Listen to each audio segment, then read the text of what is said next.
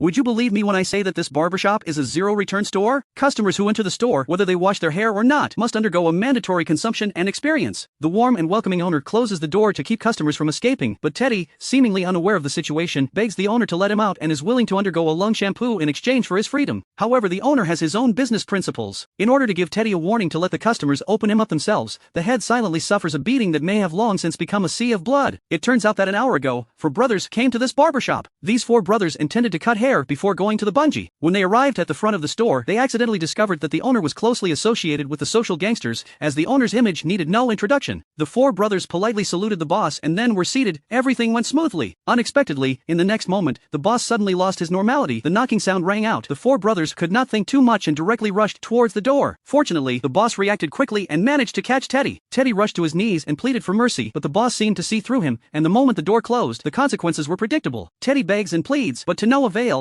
as the owner has never had an escaped customer in decades. To get Teddy to listen, the owner gives him a demonstration that shocks Teddy into instant silence and settling into his seat. Teddy's chattering was boring and the owner decided to wash his hair first. He brings in the customer who is washing his hair for a demonstration. The customer is quiet and receptive. Teddy is desperate to the point of breaking down, but all of Teddy's efforts seem futile under the strong pressure of the boss. Teddy is escorted onto a stool and confronted with a furious shampooing session, and when Teddy is just lying down and ready to wash his hair, he begins to plead uselessly. The owner ignores him and Teddy takes the opportunity to try to get the customer next to him to plead for him. Apparently, Teddy turned into a clown and the owner was very angry. Because he received a complaint from the regulator yesterday, the owner is now very angry. When he just hung up the phone, the boss gave Teddy a choice: either be a good boy and wash his hair or never wash it again for the rest of his life. Teddy immediately understood what the boss meant. He put on his scarf and lay down trembling. Maybe this head of Teddy's wouldn't see the sunshine tomorrow.